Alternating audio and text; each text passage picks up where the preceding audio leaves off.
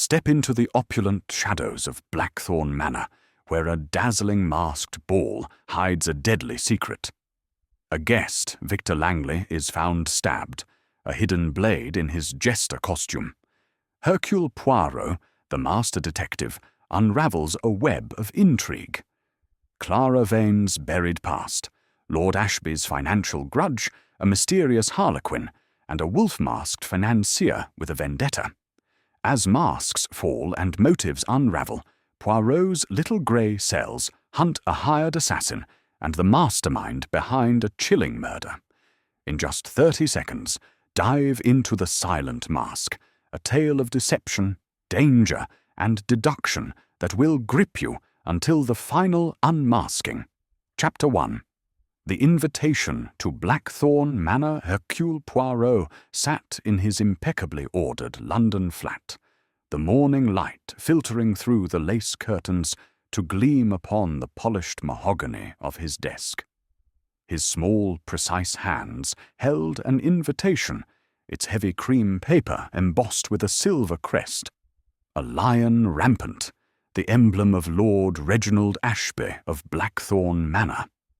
The invitation, penned in an elegant hand, requested Poirot's presence at a masked ball to be held that evening at the Ashby estate, nestled in the misty hills beyond London.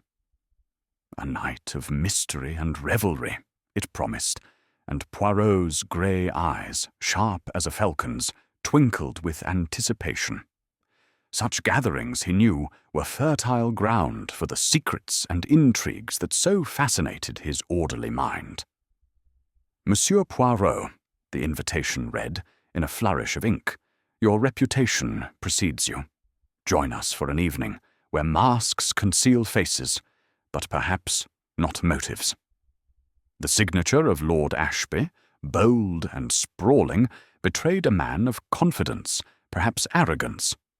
Poirot's moustache quivered slightly as he considered the implications. He had met Ashby once at a charity gala, a robust figure with a booming laugh and a penchant for grand gestures. Why, Poirot wondered, had such a man thought to invite a detective to a ball? The little grey cells stirred, sensing a puzzle beneath the surface. By dusk, Poirot's hired car wound through the fog-draped lanes toward Blackthorn Manor. He adjusted the silver mask of a Venetian noble, chosen to complement his immaculate black tails and crimson waistcoat. The costume was understated, yet refined, a nod to his own fastidious nature. As the car crested a hill, the manor came into view, a Jacobean pile of weathered stone, its turrets piercing the twilight like the spires of some ancient cathedral. Lanterns glowed along the drive, guiding a procession of masked guests in capes and gowns, and their laughter mingling with the rustle of autumn leaves. At the entrance, Lord Ashby stood resplendent in a lion's mask, its golden mane framing eyes that gleamed with conviviality. His broad shoulders filled a velvet doublet, and a jewelled sword hung at his side, more ornament than weapon. "Monsieur Poirot!" he exclaimed, clasping Poirot's hand with a vigour that belied the formality of the occasion. "You honour us with your presence. Tonight we cast aside our names and dance as shadows. But I wager your keen eye will pierce our disguises, eh?" His laugh echoed, but Poirot noted a fleeting tension in the man's grip, a flicker of unease beneath the joviality.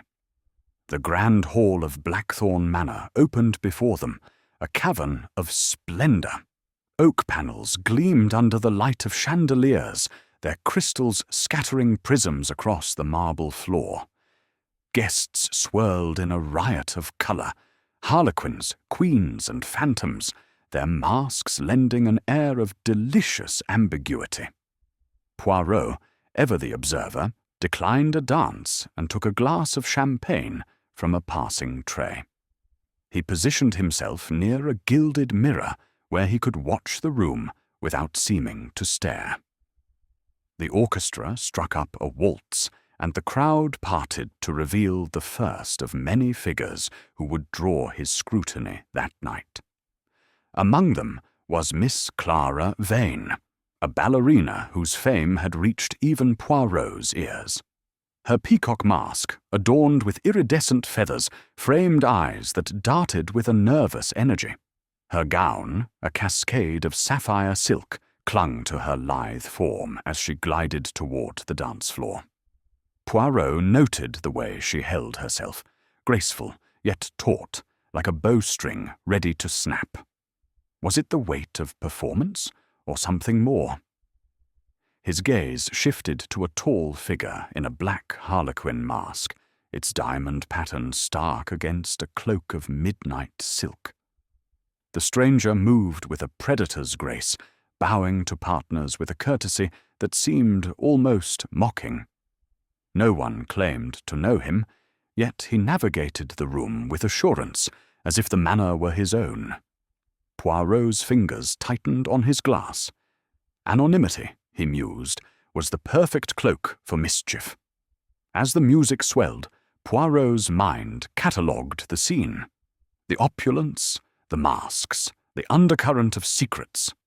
Blackthorn Manor, for all its grandeur, felt like a stage set for a drama yet to unfold. He sipped his champagne, the bubbles sharp against his tongue, and resolved to watch closely. For Hercule Poirot knew that where there were masks, there were truths waiting to be unmasked. Chapter 2. The Dance of Shadows. The ballroom of Blackthorn Manor pulsed with life, a glittering whirl of silk and velvet that spun beneath the chandeliers like a living kaleidoscope. Hercule Poirot, his silver Venetian mask glinting faintly in the candlelight, stood at the edge of the polished marble floor, his small, precise frame a still point amid the chaos of movement. His grey eyes, sharp and unyielding, scanned the masked figures with the intensity of a watchmaker inspecting the gears of a delicate mechanism. The invitation to this masquerade had intrigued him, but now, immersed in the scene, he felt the familiar prickle of instinct, a certainty that beneath the laughter and music something sinister stirred. The orchestra, perched on a balcony draped in crimson velvet, played a Viennese waltz, its lilting strains urging the guests into a hypnotic rhythm. Poirot sipped his champagne, the glass cool against his gloved fingers, and observed the dancers with meticulous care. Each figure, cloaked in anonymity, was a puzzle piece, their costumes revealing as much as they concealed. A lady in a swan mask glided past, her white feathers trembling with each step, while a cavalier in scarlet velvet twirled a partner whose domino mask hid all but a pair of anxious eyes. Poirot's moustache twitched. Anonymity, he mused, was a double-edged sword, freeing for some, dangerous for others. His attention was drawn to Miss Clara Vane, the celebrated ballerina whose presence had been whispered about even before the ball began. She stood at the center of the floor, her peacock mask a cascade of iridescent feathers that caught the light like a jewel. Her gown, a shimmering cascade of sapphire silk, clung to her lithe form, accentuating the grace that had made her the darling of London's theatres. Yet Poirot, ever attuned to the subtleties of human behavior, noted a dissonance in her movements. Her steps were flawless, her pirouettes a marvel. But there was a rigidity in her shoulders, a flicker of unease in the way her head turned, as if she expected a shadow to materialize from the crowd. Was it the pressure of performing, even here, among the masked elite? Or did she sense, as Poirot did, the undercurrent of tension that hung in the air like the faint scent of smoke? Clara's partner was a portly figure in a jester's costume, its bells jingling merrily with each clumsy step. Poirot recognized him as Mr. Victor Langley, a merchant of considerable wealth but little grace, whose presence at such events was more a matter of obligation than enjoyment. Langley's mask, a garish affair of red and gold, did little to hide his flushed cheeks or the beads of sweat that glistened on his brow. He laughed too loudly, his gestures expansive, as if to compensate for his lack of rhythm. Clara, by contrast, seemed to float around him, her movements a delicate counterpoint to his lumbering tread. Poirot's eyes narrowed. Langley's wealth, he knew, was tied to speculative ventures, some of which had drawn whispers of scandal.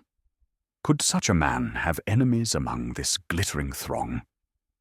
As the waltz drew to a close, a new figure joined the dance, and Poirot's gaze sharpened. The stranger, tall and lean, wore a black harlequin mask, its diamond pattern stark against a cloak of midnight silk that flowed like liquid shadow. His movements were precise, almost predatory, as he navigated the floor with a confidence that bordered on insolence. He bowed to Clara Vane, offering his hand with a flourish, and she accepted, though Poirot noted the slight hesitation in her step. The harlequin led her into a new dance, a slower, more intimate number, and Poirot watched as they moved together, their silhouettes a study in contrasts, her elegance against his controlled intensity. The stranger's hands, gloved in, black, rested lightly on Clara's waist, but there was something in his posture, a coiled readiness, that set Poirot's instincts alight. "Who is this harlequin?" Poirot murmured to himself, his voice barely audible above the music. He turned to a nearby guest, a matron in a gilded mask adorned with ostrich plumes. "Madame, do you know the gentleman in the black diamond mask?" he inquired, his tone polite but probing. The woman tilted her head, her eyes gleaming with curiosity behind her mask. "I confess, monsieur, I do not." He appeared as if from nowhere, and none seemed to claim him as friend or kin. A most mysterious figure, is he not? Her voice carried a hint of delight, as if the enigma were part of the evening's charm. Poirot nodded, his mind cataloguing her words. A stranger, unvouched for, yet admitted to this exclusive gathering. How had he passed the scrutiny of Lord Ashby's staff? Poirot's gaze followed the harlequin as he released Clara and moved to another partner, a young woman in a butterfly mask whose nervous laughter suggested she was unused to such attention. The stranger's movements were fluid, his steps calculated. Yet there was an economy to them, as if every gesture served a purpose beyond the dance. Poirot's fingers tightened on his glass. He had seen such precision before, in men who dealt in secrets, or worse, in death. The ballroom, for all its splendor, was a labyrinth of mirrors and shadows. The walls, lined with gilt-framed portraits of Ashby ancestors, seemed to watch the revelry with stern disapproval. Poirot moved slowly along the perimeter, his small stature allowing him to blend into the crowd. He paused near a marble pillar, where he could observe both the dancers and the onlookers. Lord Ashby, his lion mask now pushed atop his head, stood near the orchestra, engaged in animated conversation with a group of men in domino masks. His laughter boomed, but Poirot noted the way his eyes darted toward the dance floor, lingering on Clara Vane, and briefly on Victor Langley. Was it mere curiosity, or something more proprietary? A servant bearing a tray of crystal flutes passed close to Poirot, and he seized the opportunity. "Pardon, monsieur," he said, his voice soft but commanding. "The gentleman in the harlequin mask, do you know when he arrived?" The servant, a young man with a nervous demeanour, hesitated. I'm not certain, sir. The guests came in such numbers, and the masks, it's hard to keep track. But I believe he was among the later arrivals, just before the dancing began. Poirot nodded, dismissing the boy with a wave. A late arrival, slipping in amid the chaos of the crowd. Clever, if one wished to go unnoticed. He made a mental note to question the butler, Mr. Grayson, who oversaw the guest list with the precision of a military officer. If anyone could shed light on the harlequin's identity, it would be he. The music shifted to a lively gavotte, and the dancers reformed, their costumes a riot of colour against the gleaming floor. Poirot's attention returned to Clara Vane, who now danced with a young man in a cavalier's mask, his plumed hat bobbing with each step.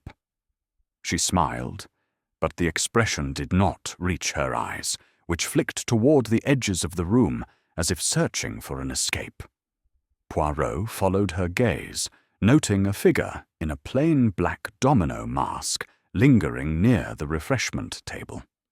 The figure, slight and unassuming, seemed to watch Clara with an intensity that matched Poirot's own. A jealous admirer, perhaps, or something more sinister. As the gavotte ended, Victor Langley, flushed and panting, made his way to the refreshment table, his bells jingling with each step. He seized a glass of punch, downing it with a gusto that drew chuckles from nearby guests. Poirot watched as the harlequin approached Langley, offering a bow and a few words that made the merchant laugh. The two men moved to the dance floor, an unlikely pair, and Poirot's eyes narrowed. Langley's jester costume, with its voluminous sleeves and bell-laden hem, seemed almost comical beside the harlequin's sleek elegance. Yet there was something in the way the harlequin guided Langley, a subtle control, a hand lingering just a moment too long on the merchant's arm, that set Poirot's instincts on edge. The dance was brief, and Langley, clearly winded, excused himself, retreating to a chair near the wall. The harlequin vanished into the crowd, his black cloak melting into the shadows. Poirot made his way toward Langley, intending to question him, but paused as a woman in a swan mask approached the merchant. Her voice, low and urgent, carried just enough for Poirot to catch fragments of their conversation. "You must be careful, Victor," she said, her tone laced with fear. "There are those here who—" Her words were cut off as Langley waved her away, his laughter dismissive, but strained.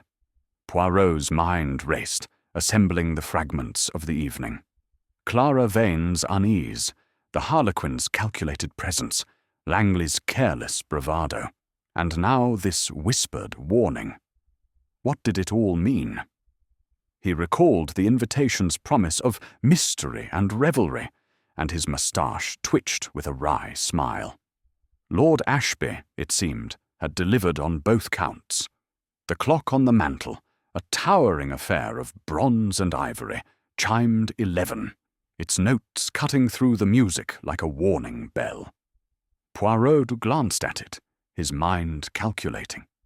The night was young, yet the air felt heavy with anticipation, as if the manor itself held its breath. He moved toward the refreshment table, where the woman in the swan mask now stood alone, her hands trembling as she adjusted her feathers. "Madame," Poirot said, his voice gentle but firm, "you spoke to Monsieur Langley just now. May I inquire as to your concern?" The woman started, her eyes wide behind her mask. I only meant to warn him," she stammered. "He has enemies, monsieur. Men like Victor. They make promises they cannot keep, and others pay the price." She turned away, her white gown rustling as she hurried into the crowd. Poirot watched her go, his mind a whirl of the possibilities. Enemies, promises, warnings. The threads of the mystery were beginning to weave together, but the pattern remained elusive. He glanced at Langley, now laughing with a group of men, oblivious to the danger that seemed to circle him like a vulture. And the harlequin.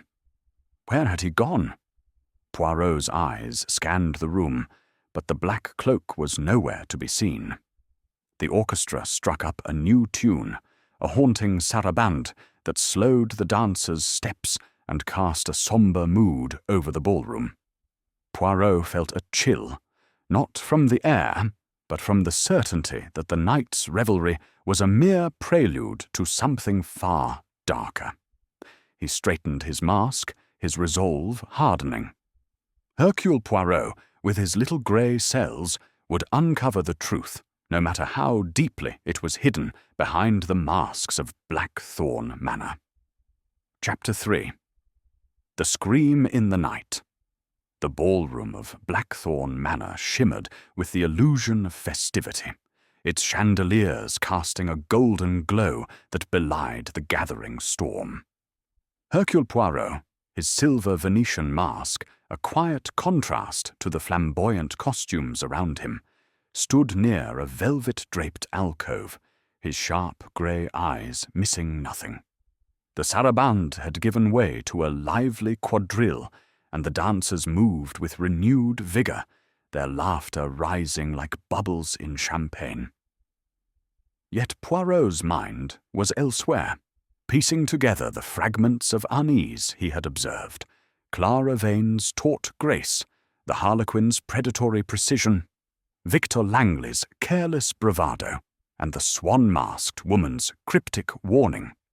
The air, thick with perfume and anticipation, seemed to hum with secrets. As the clock's hands crept toward midnight, the orchestra paused, allowing a moment of breathless stillness. Guests adjusted their masks, sipped drinks and exchanged whispers, their anonymity lending a feverish edge to their gaiety. Poirot, ever the observer, noted the subtle shifts in the crowd, the way a gentleman in a wolf mask lingered too long near Clara Vane, or how Ashby's booming laugh faltered when his gaze fell on Victor Langley, now sprawled in a chair, fanning himself with a jester's cap. The merchant's bells jingled faintly, a mocking counterpoint to the elegance around him. Then it came, a scream, sharp and piercing, slicing through the murmur of the crowd like a shard of glass. The music faltered, the violins screeching to a halt as every head turned towards the sound. Poirot's heart quickened, not with fear, but with the clarity of purpose that such moments brought. He moved swiftly, his small frame weaving through the stunned guests toward the source of the cry. A woman in a swan mask, the same who had warned Langley, stood near the center of the dance floor. Her hands pressed to her mouth, her eyes wide with horror. At her feet lay Victor Langley, his jester costume crumpled, a dark stain spreading across the crimson fabric of his chest. The crowd parted, forming a ragged circle around the fallen man. Gasps and murmurs rippled outward, but Poirot paid them no heed. He knelt beside Langley, his gloved fingers probing with the delicacy of a surgeon. The merchant's eyes were open, staring blankly at the chandelier above, his face frozen in a grimace of surprise. The stain, Poirot noted, emanated from a precise wound just below the ribcage, a clean puncture that suggested a blade of exceptional sharpness. Yet no weapon was visible, and the jester's bells, now silent, seemed to mock the tragedy with their stillness. "Mon Dieu," Poirot murmured, his voice low but steady. He examined the costume, its voluminous sleeves and bell-laden hem offering ample hiding places. A faint slit in the fabric near the wound caught his eye, but his inspection was interrupted by Lord Ashby's arrival. The host, his lion mask discarded, revealing a face flushed with shock, pushed through the crowd. "What is this?" he bellowed, his voice trembling with a mix of outrage and fear. "Langley? Dead? In my house?" Poirot rose, his small stature commanding despite the chaos. "Monsieur Ashby, I beg you, calm yourself. No one must leave this room until the police are summoned. But first, permit Hercule Poirot to examine the scene. The little grey cells, they are already at work." Ashby, his broad shoulders sagging, nodded reluctantly. "Very well, Poirot. But this is a disaster, a scandal. Who could do such a thing?" His eyes darted to the guests, some of whom shrank back, their masks no longer a shield, but a mark of suspicion. Poirot noted the host's agitation, the way his hands clenched and unclenched, as if grappling with an unseen burden. "Mes amis," Poirot addressed the crowd, his voice cutting through their whispers with quiet authority. "Remain where you are. Touch nothing, and speak only if questioned. A crime has been committed, and the truth, it will be found." He turned to a nearby servant, a pale young man frozen in place. "You, fetch the butler, Mr. Grayson, and ensure the doors are guarded. Vite, vite!" As the servant hurried off, Poirot returned to the body, his mind racing. The wound's precision suggested intent, not accident, and the absence of a visible weapon pointed to a cunning mind. He glanced at Clara Vane, who stood at the edge of the circle, her peacock feathers trembling. Her face, half hidden by her mask, was pale, and her hands gripped the folds of her gown, as if to steady herself. Had she seen something in her final dance with Langley? Or was her fear rooted in something deeper? Poirot's gaze swept the room, searching for the harlequin. The stranger's black cloak and diamond mask were nowhere to be seen, a fact that deepened Poirot's suspicion. He recalled the harlequin's dance with Langley, the brief but deliberate contact. Could the fatal blow have been struck then, in the swirl of the quadrille? The thought was audacious, yet Poirot knew that audacity often cloaked the most calculated crimes. A woman's sob broke his reverie. The swan-masked lady, now supported by a friend in a butterfly mask, was shaking. "I warned him," she whispered, her voice barely audible. "I told him to be careful." Poirot approached her, his manner gentle but insistent. "Madame, you spoke to Monsieur Langley earlier. What did you fear for him?" She lifted her mask slightly, revealing a tear-streaked face that Poirot recognized as Lady Margaret Dunley, a widow known for her charitable works and her penchant for gossip. "Monsieur Poirot," she said, her voice quavering, "Victor was entangled in unsavory dealings, investments gone wrong, debts unpaid. I heard whispers that someone wished him harm, but I never thought." Her words trailed off, and she buried her face in her hands. Poirot nodded, his mind cataloguing her words. Debts and enemies. Langley's death was no random act. He turned to Ashby, who was now pacing near the orchestra, his face a mask of its own, etched with worry. "Monsieur Ashby," Poirot called. "A word, if you please." The host approached, his steps heavy. "What do you need, Poirot? The police will be here soon, and this nightmare will be their burden." "Perhaps," Poirot said, his tone measured.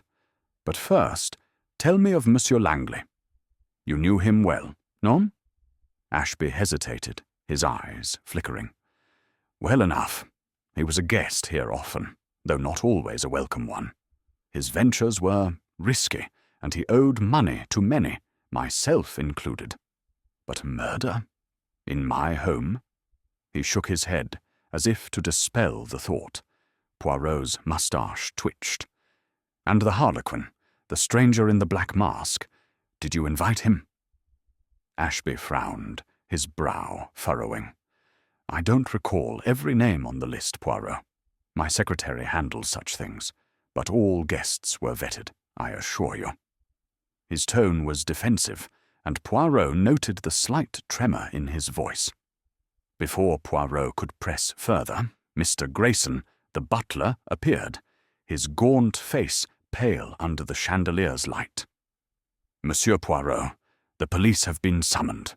They will arrive within the hour. The doors are secured, as you requested." "Merci, Monsieur Grayson," Poirot said. "Now, tell me, did you admit a guest in a harlequin mask, a tall man in a black cloak?" Grayson's eyes widened slightly. I believe so, sir. He presented an invitation, though I confess I did not examine it closely. The crush of arrivals was considerable, and he claimed to be a cousin of Lord Ashby's, from the north." Poirot's lips pursed. A cousin, unverified, slipping into the ball with ease. Too convenient. "Find that invitation, if you please," he instructed, "and bring me the guest list. Every detail. It matters." As Grayson departed, Poirot returned to Langley's body, now covered with a velvet drape at Ashby's insistence. The crowd had begun to disperse to the edges of the room, their whispers growing bolder. Poirot knelt once more, his fingers tracing the slit in the jester's costume. The fabric was thick, the bells heavy, yet the cut was precise, almost invisible. A weapon, he reasoned, must have been concealed nearby, perhaps on the killer, perhaps in the costume itself. The thought sent a shiver through him, not of fear, but of admiration for the murderer's ingenuity. He rose, his mind a whirl of the possibilities. Clara Vane's fear, Lady Dunlay's warning, Ashby's agitation, the harlequin's absence, all were threads in a tapestry yet to be woven. The police would come, with their heavy boots and blunt questions, but Poirot knew the truth lay in the subtleties, in the glances and hesitations that only his little grey cells could unravel.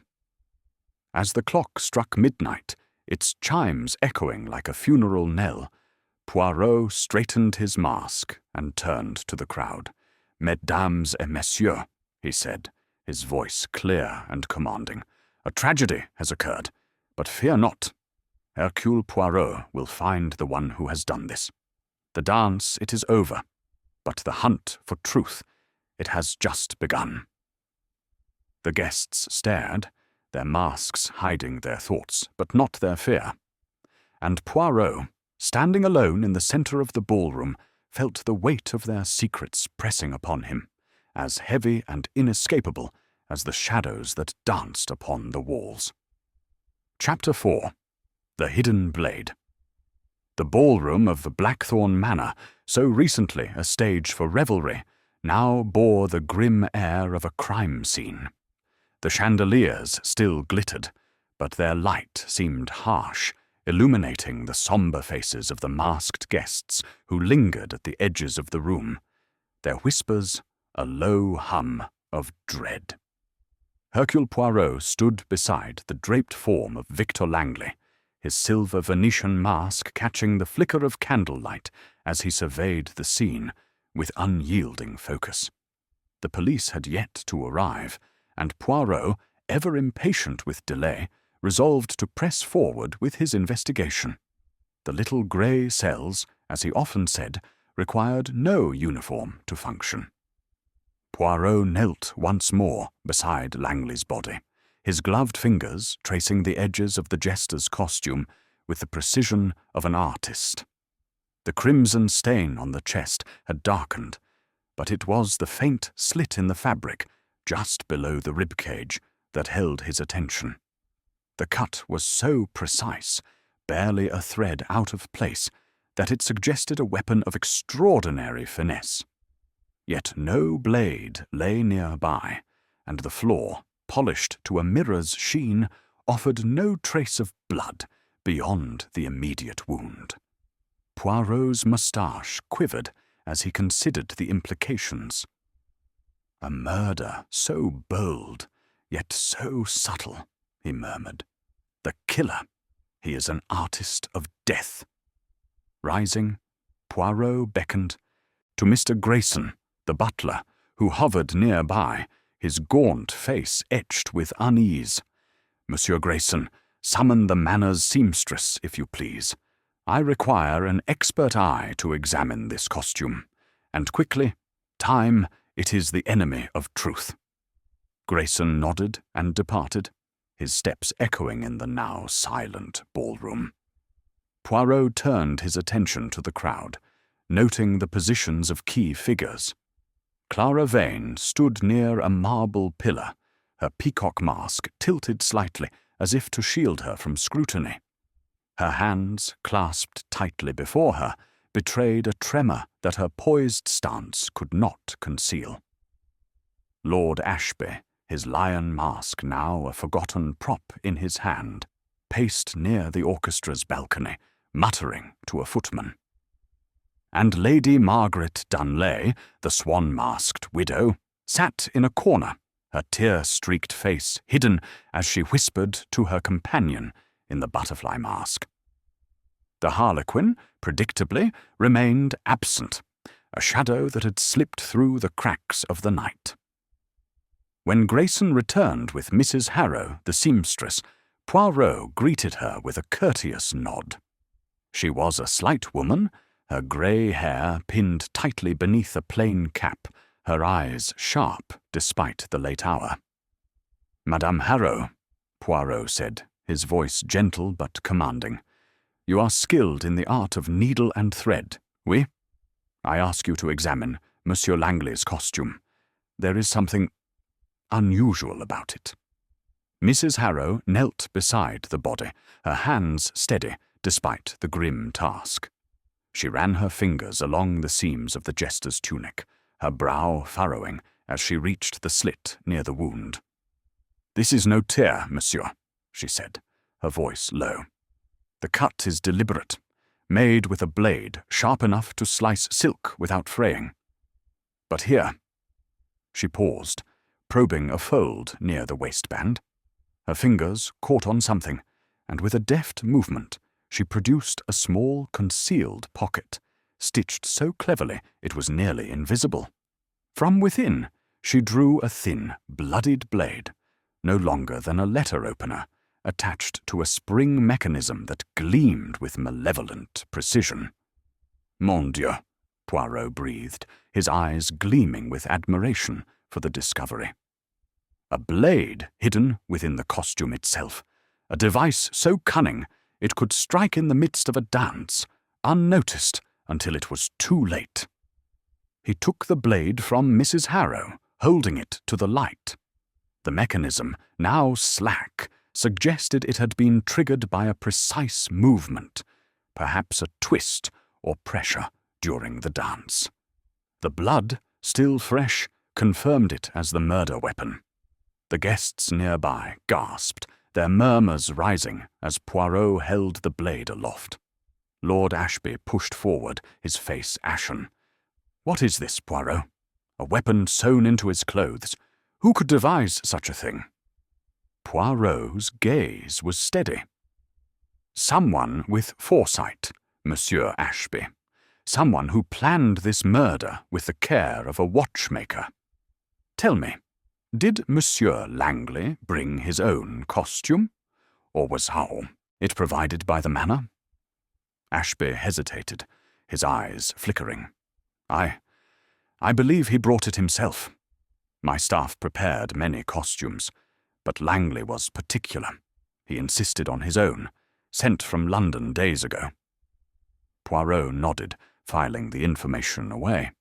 A costume delivered in advance offered ample opportunity for tampering. He turned to Mrs. Harrow.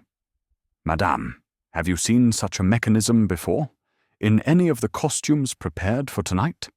She shook her head, her hands twisting nervously. "Never, monsieur. My work is simple. Stitches and seams, not this." Her voice faltered, and Poirot dismissed her with a kind word, sensing her distress.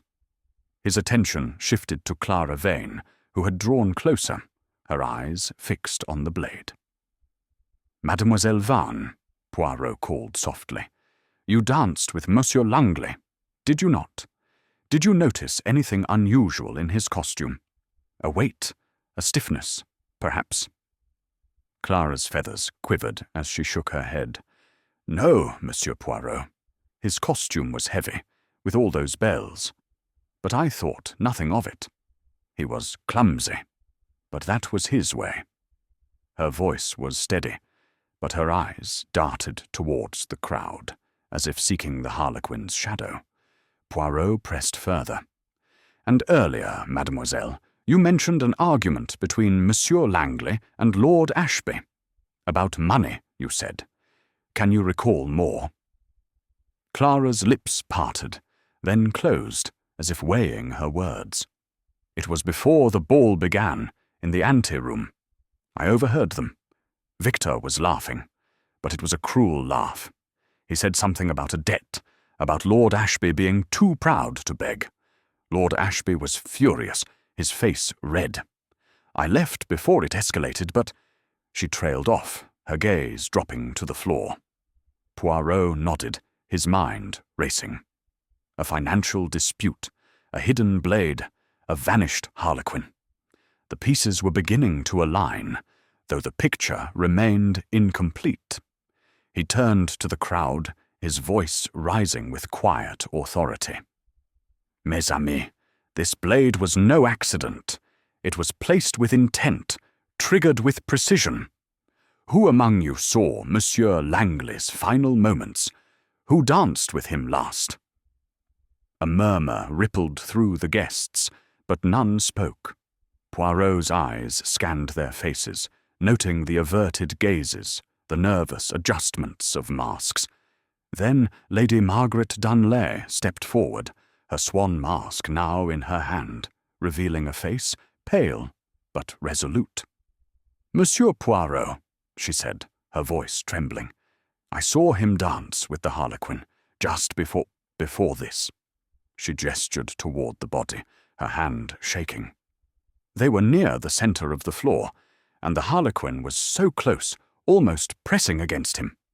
I thought it odd, but the music was loud, and I looked away. Poirot's moustache twitched. "Merci, madame. Your observation, it is most valuable." He turned to Grayson, who stood nearby, clutching the guest list. "Monsieur Grayson, the harlequin's invitation. Have you found it?" The butler shook his head, his expression apologetic. "Not yet, sir. The invitations were collected at the door, but many were misplaced in the rush. I will search the study, but it may take time." "Time," Poirot said softly, "is what we lack. But no matter. The truth it hides not in paper, but in the actions of men."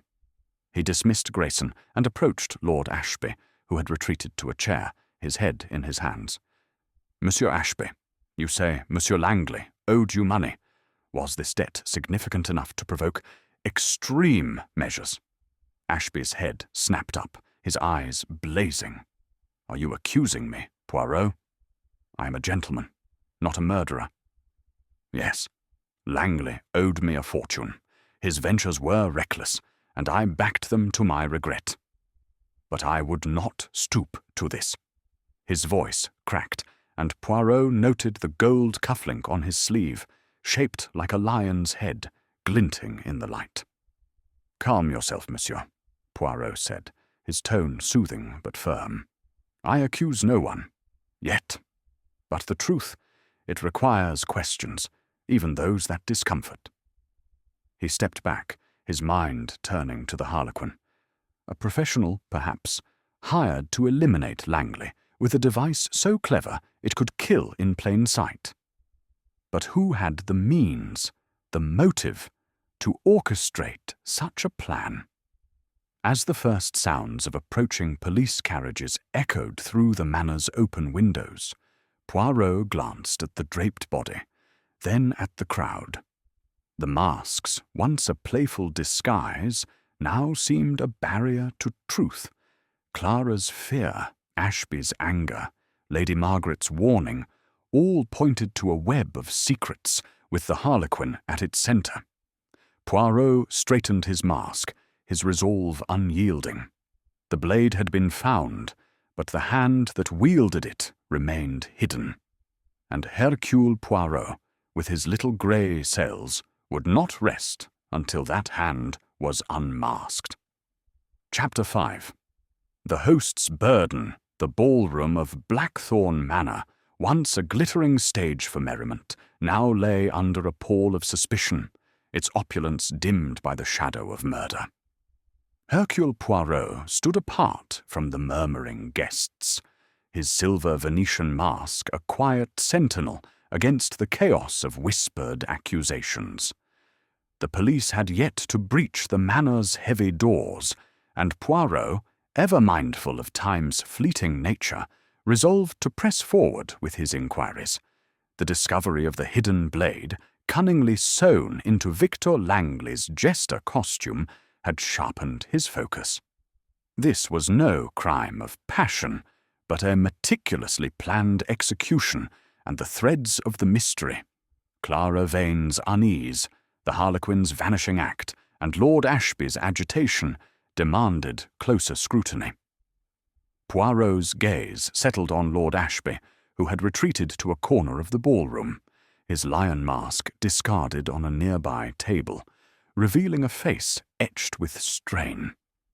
The host's broad shoulders, usually squared with confidence, slumped under an invisible weight, and his hands fidgeted with the gold cufflink shaped like a lion's head, its gleam catching the chandelier's light. Poirot approached, his steps deliberate, his small frame radiating an authority that had belied his stature. "Monsieur Ashby," he said, his voice soft but insistent. "A moment of your time, if you please. We must speak in private."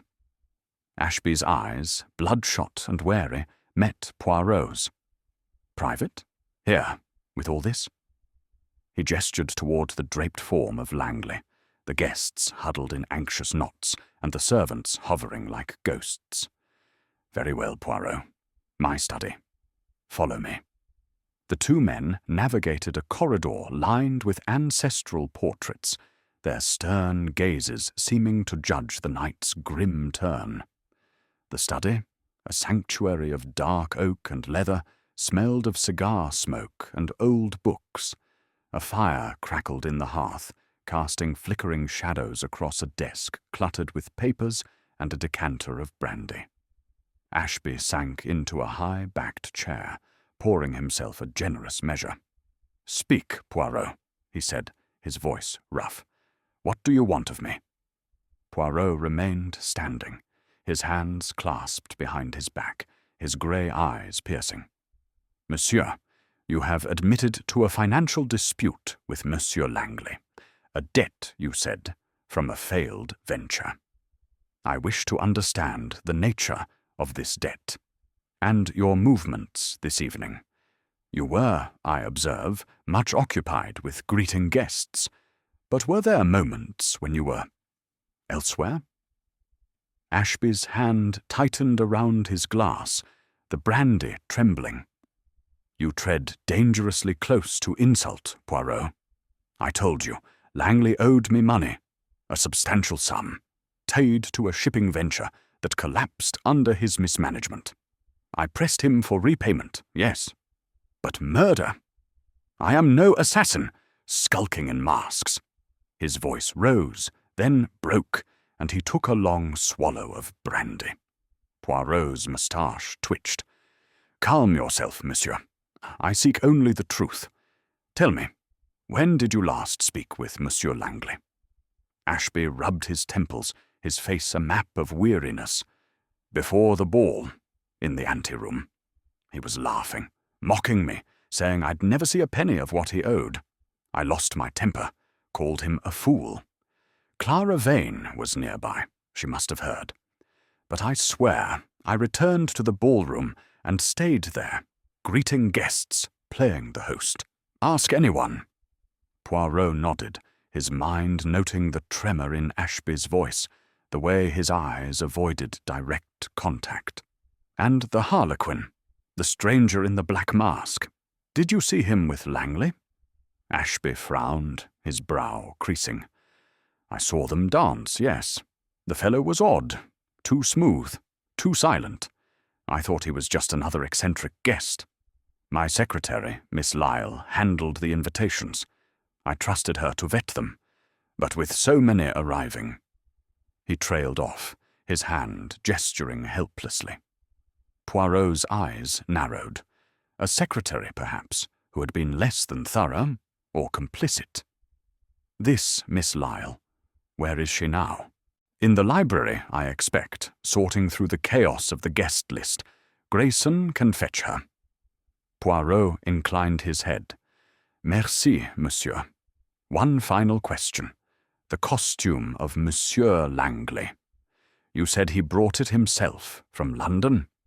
Do you know who crafted it? Ashby shook his head. Some tailor in the city, I suppose. Langley was vain about such things, always wanted to stand out. I didn't pry. Poirot dismissed Ashby with a nod, his mind already turning to the next thread. He left the study, pausing in the corridor to observe the servants bustling to and fro, their faces pale with the weight of the night's events. The manor, for all its grandeur, felt like a labyrinth closing in, its secrets buried in the folds of costumes and the shadows of motives. Returning to the ballroom, Poirot sought out Mr. Grayson, who stood near the entrance, his gaunt frame rigid with duty. Monsieur Grayson, Poirot said, fetch Miss Lyle, the secretary, and bring her to the library. Also, I require any records of deliveries to the manor in the past week, costumes, packages, anything that might relate to Monsieur Langley. Grayson bowed, his expression unreadable. At once, sir. The library, a vast room lined with shelves of leather-bound volumes, was lit by a single candelabrum, its flames casting long shadows across a mahogany table. Miss Lyle, a prim woman in her 30s, with a plain grey dress and no mask, stood sorting papers, her hands trembling slightly. She looked up as Poirot entered, her eyes wary behind wire-rimmed spectacles. Monsieur Poirot, she said, her voice clipped, Mr. Grayson said you wished to see me. Oui, mademoiselle, Poirot replied, his tone courteous but probing. You managed the invitations for tonight's ball. Tell me, how did a stranger, a man in a harlequin mask, claiming to be Lord Ashby's cousin, gain entry? Miss Lyle's lips tightened. I checked every invitation, monsieur. The harlequin presented one, properly sealed, with Lord Ashby's crest. He said he was a distant cousin, a Mr. Elton from Yorkshire. I had no reason to doubt him. The guest list was long, and many names were unfamiliar. Poirot's eyes gleamed. And this invitation, where is it now? Miss Lyle gestured to a pile of cards on the table. They were collected at the door, but in the confusion, some were misplaced. I'm trying to locate them all now. Find it, mademoiselle, Poirot said firmly. And tell me, did you oversee the arrival of Monsieur Langley's costume? She shook her head. No, monsieur. He sent it ahead, delivered 3 days ago. It was stored in the guest wing, as he requested. I assumed it was his own tailor's work. Poirot nodded, dismissing her with a wave. A costume delivered days in advance, a forged invitation, a hidden blade. The pieces pointed to a plan set in motion long before the ball began. He stepped to the library's window, gazing out, at the moonlit gardens where shadows danced among the hedges. The harlequin, he reasoned, was no mere guest, but a figure of purpose, perhaps hired to silence Langley's debts or secrets. But who had hired him? Ashby, with his financial grudge, or another, hidden in the crowd? As the distant sound of police carriages grew louder, Poirot returned to the ballroom, where the guests remained, their masks now a mockery of the night's earlier gaiety. He sought out Clara Vane, who stood alone, her peacock feathers drooping slightly. "Mademoiselle," he said, his voice gentle, "you heard Monsieur Langley argue with Lord Ashby. Was there anyone else who showed him ill will tonight?" Clara's eyes flickered, her hands twisting the silk of her gown. I don't know, monsieur. Victor was not well liked. He boasted of his wealth, but there were whispers of ruin, of creditors circling. I saw him speak sharply to a man in a wolf mask near the refreshment table, but I couldn't hear their words. Poirot's mind seized on the detail. A wolf mask, another figure to trace. "Merci, mademoiselle. Your observations, they are most helpful." As he turned away, the police finally entered, their heavy boots echoing on the marble floor. Inspector Reed, a stern man with a bristling moustache, approached Poirot with a nod. "Monsieur Poirot, I hear you've been poking about. Care to share what you found?" Poirot smiled thinly. "Inspector, I have found a blade, hidden in a costume, and a host with a motive. But the killer, he is still a shadow. Permit me to continue, and we shall unmask him together." Reed grunted, unconvinced but deferential. "Carry on, then. But no theatrics, Poirot. This is my case now." Poirot inclined his head, his mind already racing ahead. The police would search for evidence, but Poirot sought motives, the hidden currents of human nature. He stepped into the garden, the cool night air a balm against the ballroom's stifling tension. The harlequin, Ashby's debt, Clara's fear, the wolf-masked stranger. All were pieces of a puzzle, and Poirot, with his little grey cells, would not rest until they formed a picture of the truth. Chapter 6. The Dancer's Secret. The gardens of Blackthorn Manor stretched into the darkness, their manicured hedges and rosebeds silvered by moonlight. Hercule Poirot stood on the stone terrace, his silver Venetian mask glinting faintly as he inhaled the crisp night air, a welcome respite from the stifling atmosphere of the ballroom. The distant clamour of police voices echoed from within, where Inspector Reed and his men were cataloguing the scene of Victor Langley's murder. Yet Poirot's mind was not on their methodical plodding, but on the delicate threads of human motive weaving through the night's tragedy. The hidden blade, Lord Ashby's financial grudge, the elusive harlequin, and now Clara Vane's fleeting mention of a man in a wolf mask. All pointed to a conspiracy deeper than a mere crime of passion. Poirot's thoughts turned to Clara Vane, the ballerina whose poise masked a palpable fear. Her observation of Langley's heated exchange with a mysterious figure in a wolf mask had added a new piece to the puzzle. But her own unease suggested she held secrets of her own. He resolved to question her further, away from the prying eyes of the ballroom. With a final glance at the shadowed gardens, where a faint rustle hinted at a servant, or perhaps a guest seeking solitude, Poirot returned to the manor, his small frame moving with purpose. The library, where he had last seen Miss Lyle, was now empty, the candelabrum casting long shadows across the table strewn with invitation cards. Poirot's lips pursed. The harlequin's invitation remained elusive, a fact that deepened his suspicion of a carefully orchestrated intrusion. He made his way to the drawing-room, a smaller chamber adorned with tapestries and a grand piano, where he had been told Clara Vane had retreated. The room was softly lit by wall sconces, their glow warming the crimson drapes and lending an air of intimacy that contrasted with the ballroom's grandeur. Clara stood near the piano, her peacock mask now resting on the polished wood, revealing a face pale but composed. Her sapphire gown shimmered as she turned, her eyes widening at Poirot's approach. "Monsieur Poirot," she said, her voice low, "I hoped for a moment's peace. This night, it is too much." "Pardon, mademoiselle," Poirot replied, his tone gentle but firm. "But peace, it must wait. The truth, it cannot. You have been most helpful, observing Monsieur Langley's dispute with Lord Ashby and his exchange with the man in the wolf mask. But I sense, mademoiselle, that you know more than you have shared. Permit Hercule Poirot to ask, why do you fear this night?"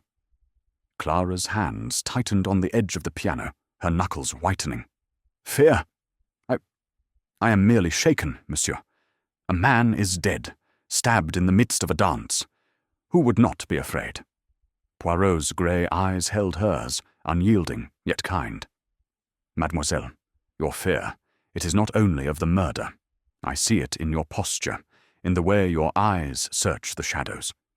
You knew Monsieur Langley, perhaps better than you have admitted. Speak, and let the truth lighten your burden." Clara's lips parted, then closed, as if the words were a weight too heavy to lift. She turned away, her fingers brushing the piano keys, producing a soft, discordant note. "You are too perceptive, monsieur," she said at last, her voice barely above a whisper. "Yes, I knew Victor Langley, more than I should have. Years ago, when I was new to London's stages, he was my patron.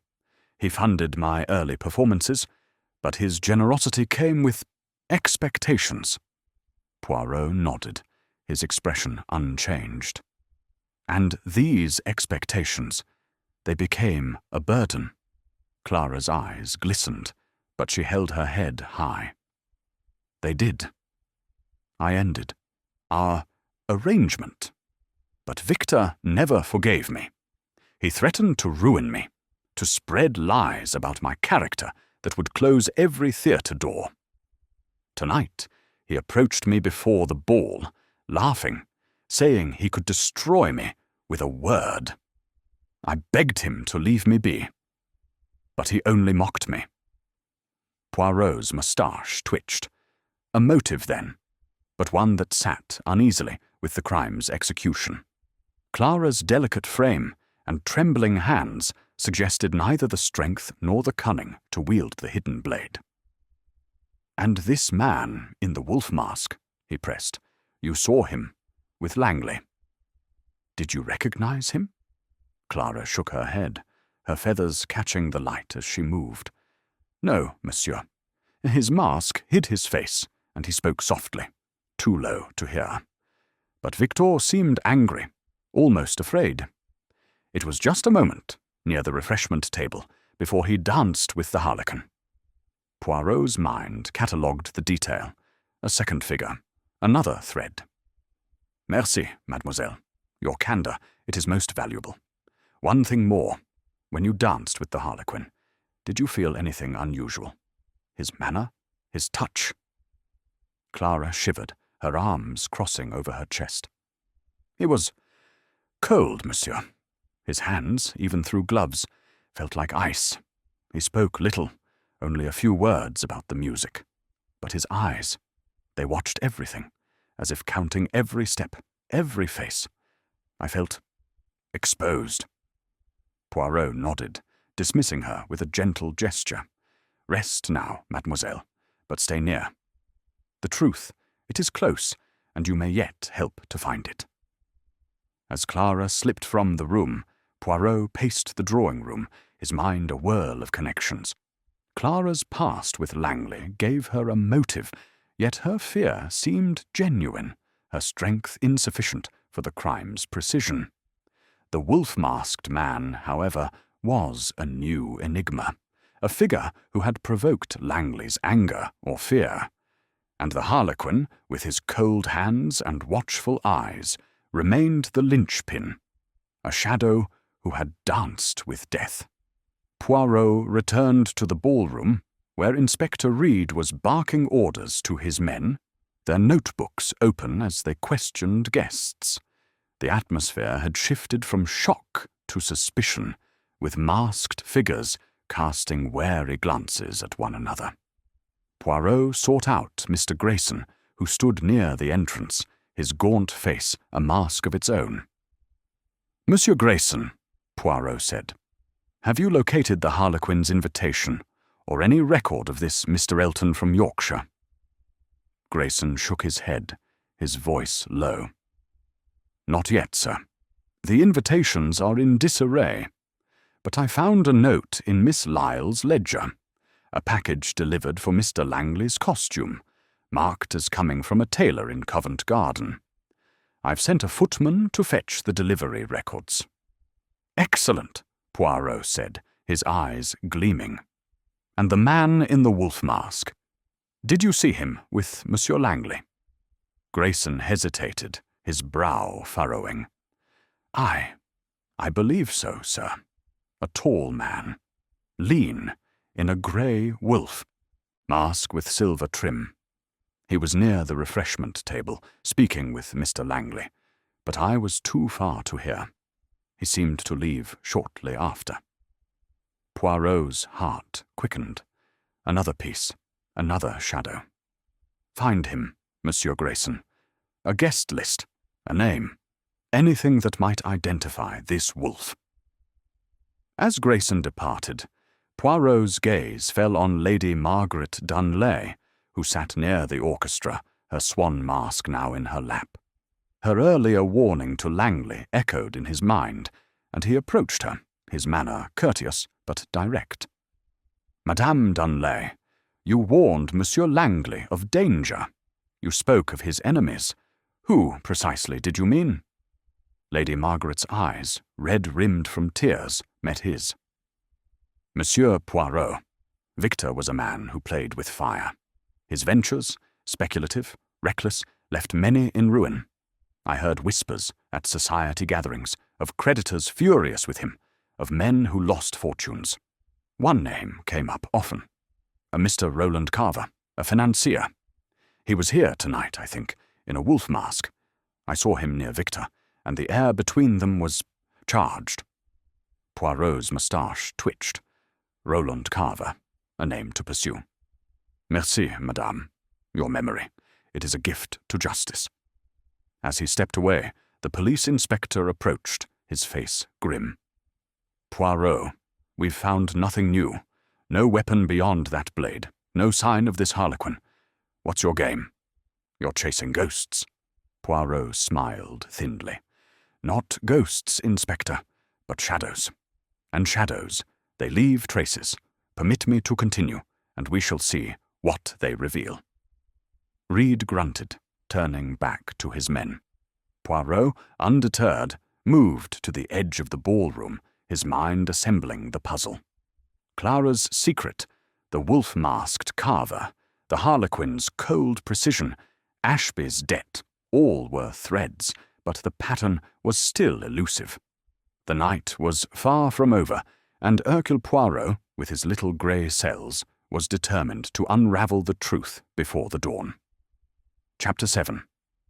The Stranger's Trace. The air in Blackthorn Manor had grown heavy, the once vibrant ballroom now a stage for suspicion and dread. The police, under Inspector Reed's brusque command, moved methodically through the crowd, their notebooks filling with statements that offered little but confusion. Hercule Poirot, his silver Venetian mask a quiet contrast to the garish costumes around him, stood near a tapestry-hung wall, his grey eyes gleaming with the intensity of a hawk. The discovery of the hidden blade, Clara Vane's confession of her past with Victor Langley, and Lady Margaret Dunlay's mention of Roland Carver in a wolf mask had tightened the web of intrigue. But the Harlequin, the elusive figure at the heart of the murder, remained a phantom. Poirot's little grey cells buzzed with purpose, determined to trace this shadow to its source. The hour was late, the chandeliers casting long shadows that danced like spectres across the marble floor. The guests, their masks now a burden rather than a delight, clustered in anxious knots, their whispers a low hum of fear and speculation. Poirot's gaze swept the room, noting the absence of the Harlequin's black cloak and the wolf-masked figure Lady Margaret had identified as Roland Carver. Two strangers, both tied to Langley's final moments, both vanished into the night's chaos. A coincidence? Poirot thought not. The truth, he knew, lay in the details that required pursuit. He sought out Mr. Grayson, the butler, whose gaunt frame stood near the grand staircase, his eyes scanning the crowd with a vigilance born of duty. "Monsieur Grayson," Poirot said, his voice low but commanding, "you have been most helpful, but I require more. The man in the wolf mask, this Monsieur Carver, have you located him? And the delivery records for Monsieur Langley's costume? Where are they?" Grayson's lips tightened, his hands clasped tightly behind his back. "Sir, I've searched for the man in the wolf mask, but he seems to have left the ballroom, perhaps the manor itself. As for the delivery records, the footman found a ledger in the steward's office. It notes a package for Mr. Langley, delivered 3 days ago from a tailor in Covent Garden, as Miss Lyle mentioned. I've sent for it to be brought here." Poirot nodded, his moustache twitching with satisfaction. "Excellent, monsieur. And one thing more. Search the guest rooms, the cloak rooms, anywhere a man might discard a costume or hide a trace. The Harlequin, he does not vanish like smoke. He leaves something behind. Toujours." Grayson bowed and hurried off, his steps echoing in the vast hall. Poirot turned his attention to the crowd, seeking Lady Margaret Dunlay, whose knowledge of Langley's enemies had proven valuable. She sat near a window, her swan mask discarded, her face pale but composed. Poirot approached, his manner courteous but direct. "Madame Dunlay, you spoke of Monsieur Carver, a financier in a wolf mask. Tell me more of him. His dealings with Monsieur Langley, his character." Lady Margaret's eyes flickered with unease. "Roland Carver is a cold man, Monsieur Poirot, a shark in silk. He and Victor were partners in several ventures, shipping mostly, but risky ones. Victor's failures cost Carver dearly, or so the rumours go. I saw them argue at a dinner last month. Carver's voice was low, but his words were venomous. He said Victor would pay in blood if he didn't settle his debts. I thought it a figure of speech. But now—" She shuddered, her hands twisting a lace handkerchief. Poirot's eyes gleamed. "A threat, then. And tonight you saw this Carver with Langley. Was their exchange heated?" "Yes," she replied, her voice barely audible, "near the refreshment table, just before Victor danced with the Harlequin." Carver leaned close, his hand on Victor's arm, and Victor pulled away, his face red. I couldn't hear their words, but it was no friendly chat. "Merci, madame," Poirot said, his mind cataloguing the detail. A financier with a grudge, a heated encounter, and then the fatal dance with the Harlequin. The threads were tightening, but the pattern remained elusive. As Poirot stepped away, a young footman approached, breathless, carrying a small ledger and a black glove. "Mr. Grayson sent me, sir," he said, holding out the items. "The delivery record for Mr. Langley's costume, and this glove, found in a guest room off the east wing." Poirot's heart quickened as he took the glove, its black leather soft but worn, embroidered with a subtle crest, a serpent coiled around a dagger. His breath caught. "Mon Dieu," he murmured, turning the glove in his gloved hands. The crest was unmistakable, the mark of a guild of assassins known only in whispers, men who dealt in death with surgical precision. The glove's size suggested a tall man, matching the harlequin's frame, and its discovery in a guest room confirmed Poirot's suspicion. The killer had lingered, perhaps to shed his disguise. He opened the ledger, scanning the neat script. A package, labelled as a costume for Mr. Victor Langley, had arrived 3 days prior from a tailor named Harrow and Sons in Covent Garden. The entry noted it was stored in the guest wing, as Miss Lyle had confirmed. But a small detail caught Poirot's eye. A second package, delivered the same day, addressed to Mr. Elton, guest of Lord Ashby, with no further details. Elton, the name the harlequin had used, claiming to be Ashby's cousin. Poirot's moustache twitched. 2 packages, 2 costumes, 1 murder. The connection was clear, but the motive remained shadowed. He turned to the footman. "This guest room. Show me where you found the glove." The footman led Poirot through a maze of corridors to a small chamber in the east wing, its door ajar. The room was sparsely furnished, a narrow bed, a wardrobe, a washstand with a cracked mirror. The glove had been found beneath the bed, the footman explained, as if carelessly dropped. Poirot examined the room, his keen eyes searching for further traces. The wardrobe held only a spare cloak, but on the washstand he noticed a faint smudge of black grease paint, the kind used to darken a mask's edges or disguise a face. "A professional," Poirot murmured. "Careful, but not infallible." He dismissed the footman and stood alone in the room, his mind racing. The harlequin, posing as Mr. Elton, had entered with a forged invitation, danced with Langley, and triggered the hidden blade.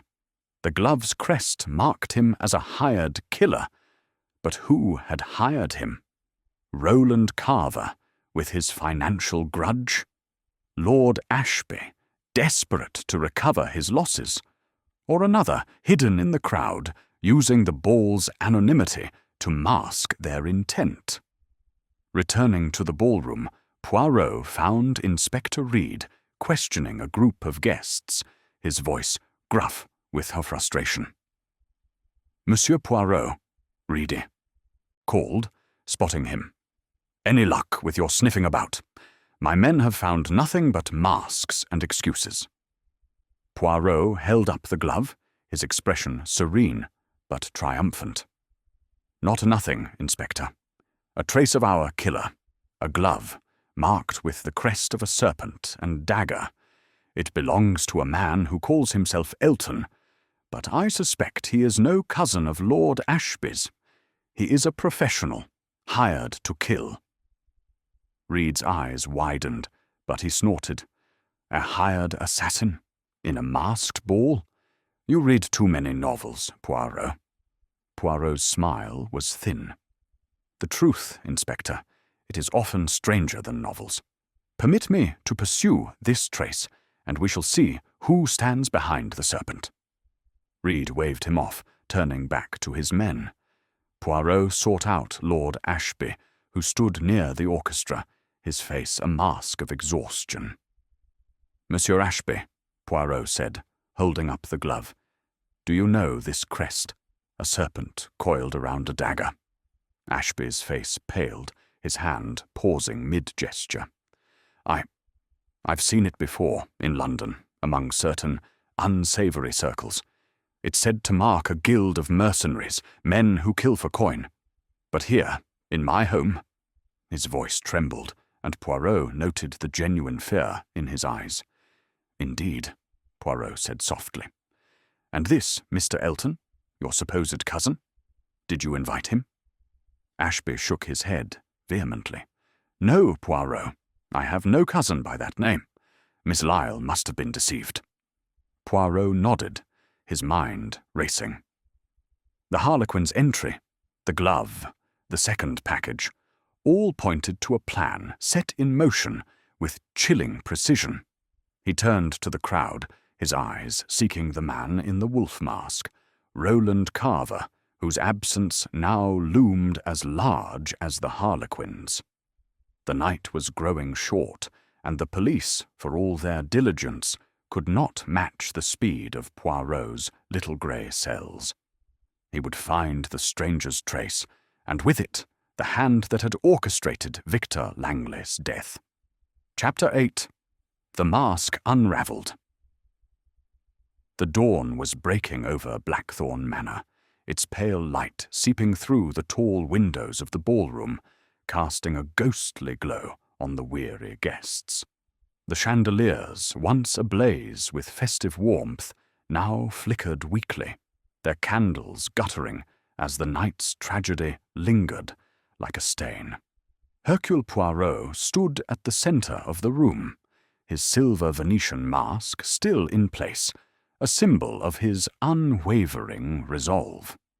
The police, under Inspector Reed's gruff direction, had cordoned off the area around Victor Langley's draped body, but their questions had yielded only fragments, half-truths and evasions cloaked in the anonymity of masks.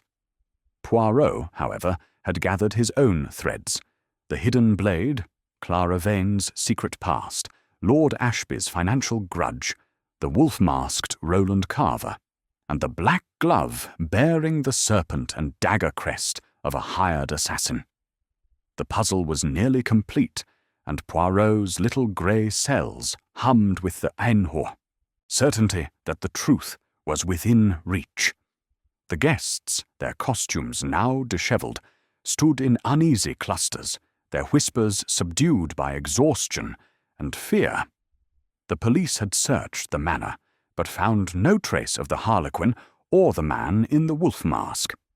Poirot, undeterred, had resolved to confront the key figures: Lord Ashby, Clara Vane, Lady Margaret Dunley, and any others who held pieces of the mystery, before the dawn fully broke. He signalled to Mr. Grayson, the butler, who stood near the grand staircase, his gaunt face etched with strain.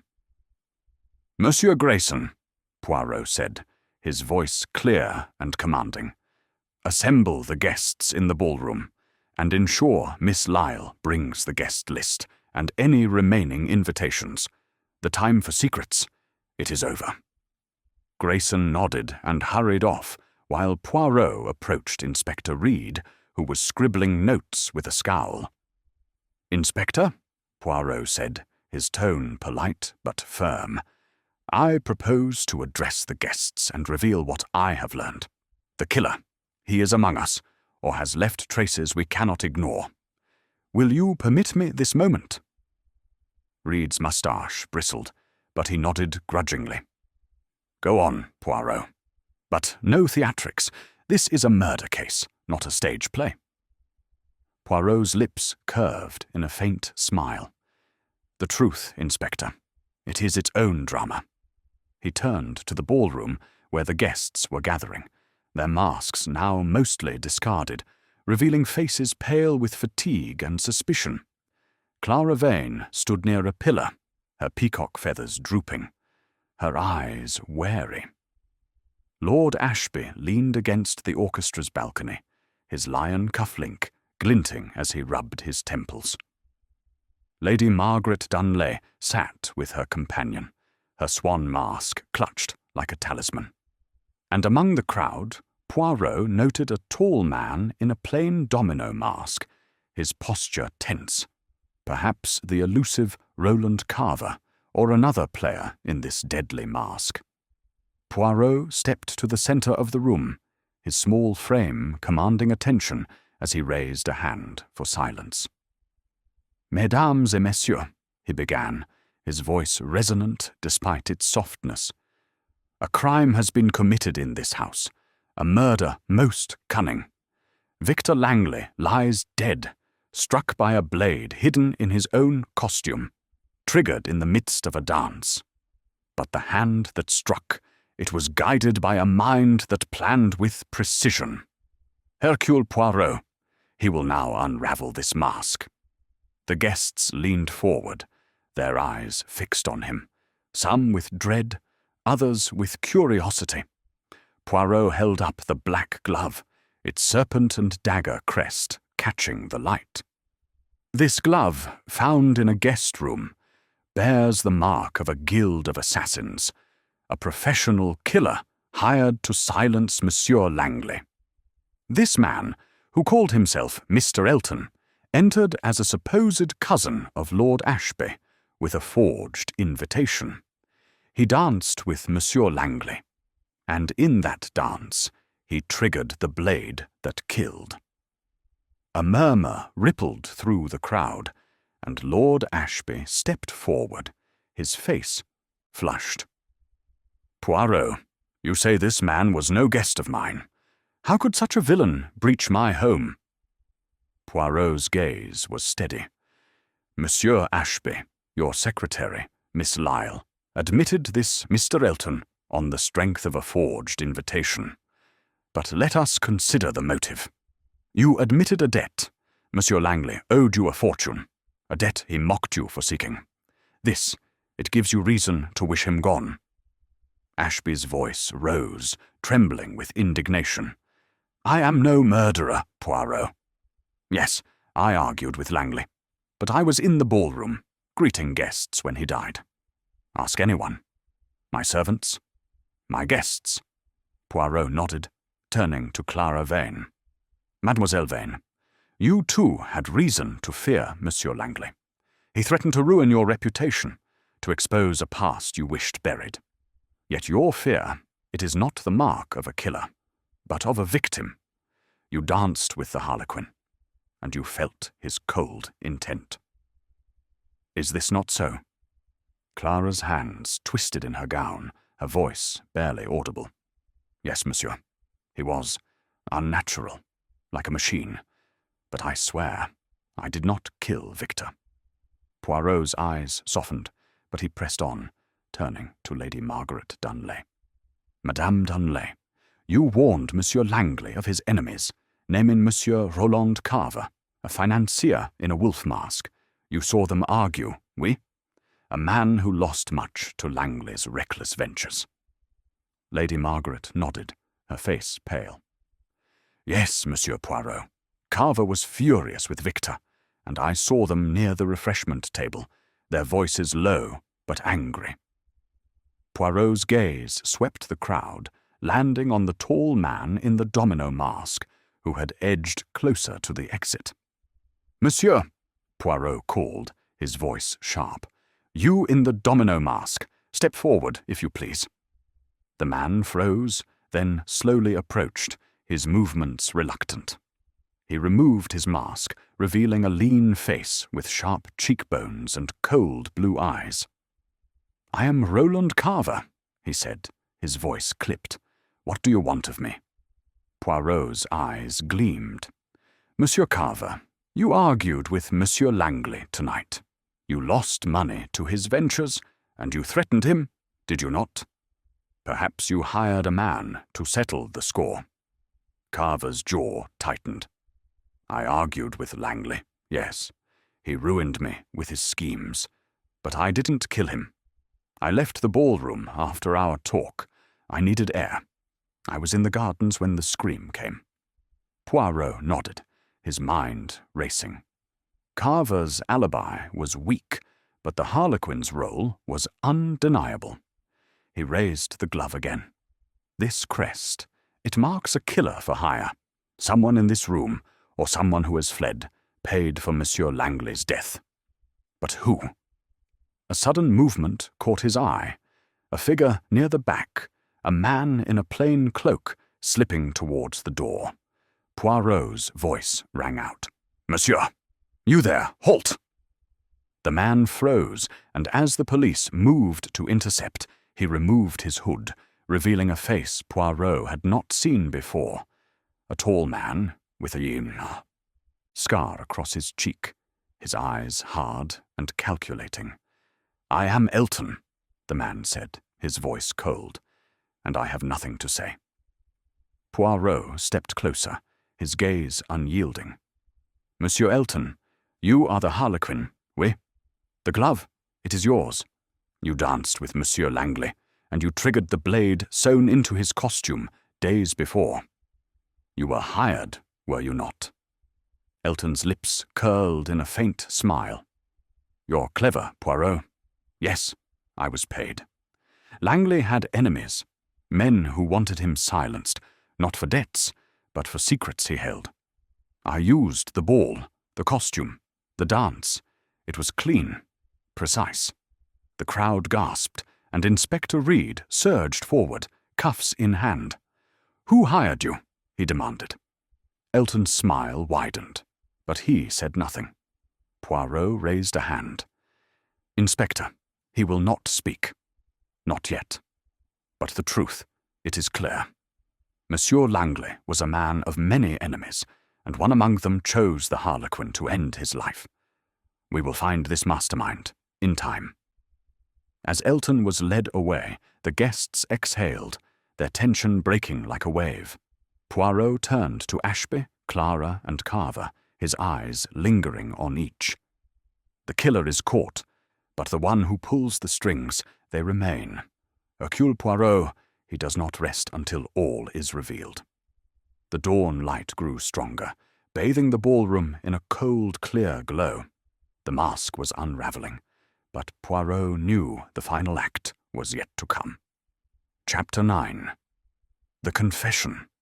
The ballroom of Blackthorn Manor, bathed in the cold light of dawn, seemed to hold its breath as the weight of the night's revelations settled over the gathered guests.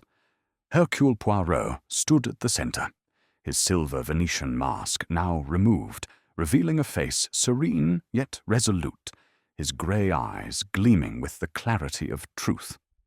The Harlequin, unmasked as Mr. Elton, stood in the grip of Inspector Reed's men, his scarred face impassive, his silence a wall that Poirot was determined to breach. The black glove with its serpent and dagger crest, the hidden blade in Victor Langley's costume, Clara Vane's secret, Lord Ashby's debt, and Roland Carver's grudge, all had converged to reveal a hired assassin, but the mastermind behind the murder remained in shadow. Poirot's little grey cells, however, were alight with certainty. The final piece of the puzzle was close. The guests, their costumes wilted and masks discarded, watched in tense silence, their faces a gallery of exhaustion, fear, and curiosity. Clara Vane stood near the grand piano, her sapphire gown creased, her hands clasped tightly, as if to anchor herself against the storm of events. Lord Ashby leaned against a pillar, his lion cufflink catching the light, his expression a mix of relief and dread.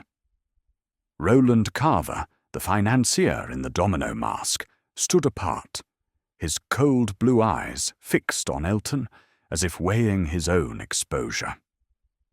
Lady Margaret Dunley, her swan mask forgotten, clutched her companion's arm, her tear-streaked face betraying the toll of the night. Inspector Reed, his patience fraying, barked at Elton. "Speak, man. Who paid you to kill Langley? You've been caught. There's no escaping now." Elton's lips curled in a faint, mocking smile, but he said nothing, his silence a challenge. Poirot raised a hand, his voice calm but commanding. "Inspector, permit me. Monsieur Elton, you are a professional, oui, a man of skill, who strikes with precision and vanishes like smoke. But here you are caught, and your silence, it protects only the one who hired you. Speak, and let the truth be known." Elton's eyes met Poirot's, a flicker of respect passing between them. "You're a clever one, Poirot," he said, his voice low and steady. "I was paid, yes. A tidy sum, delivered in cash, no names.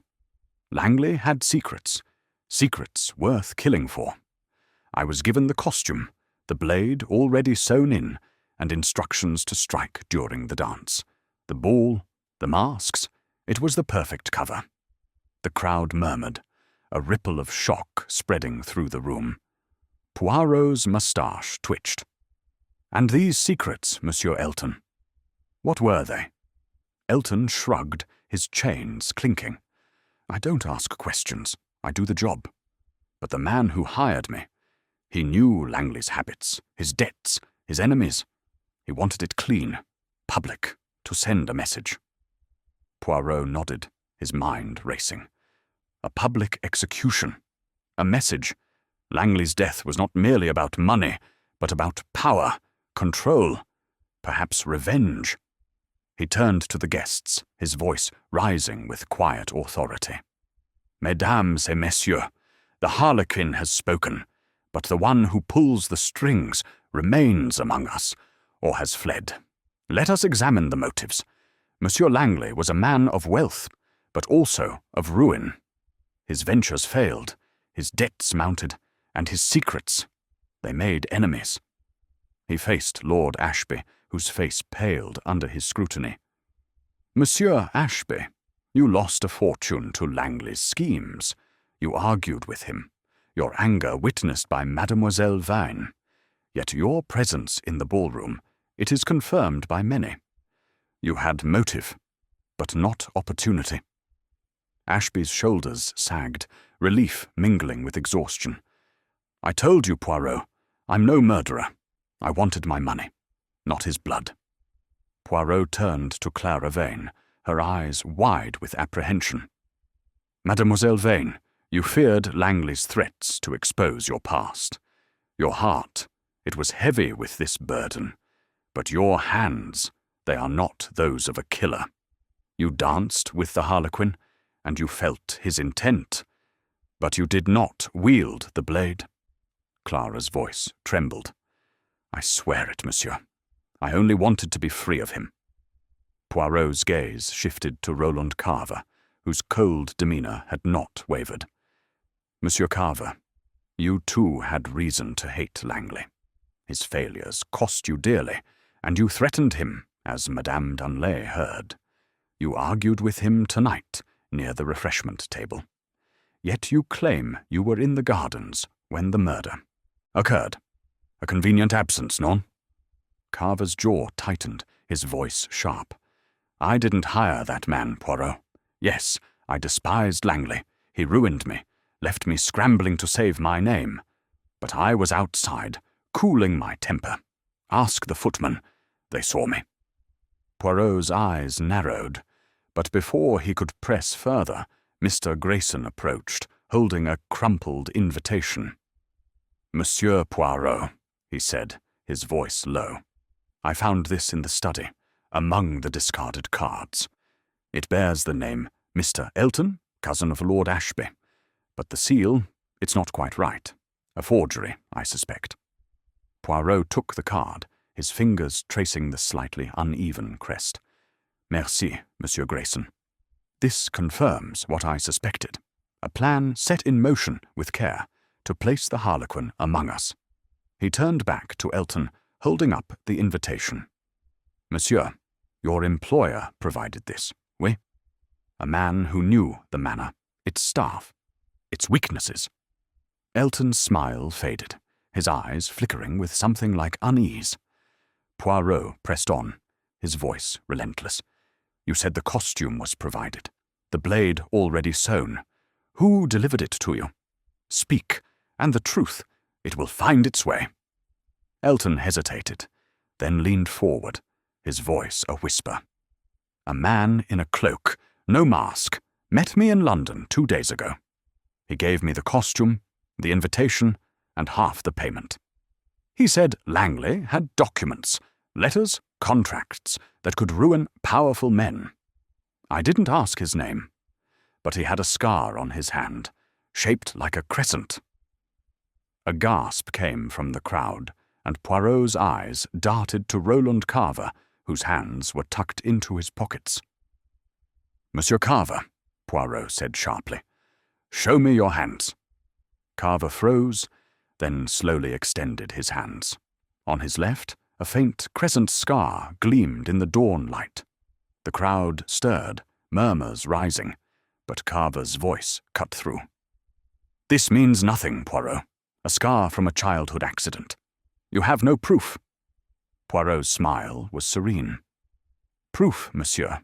It comes in pieces.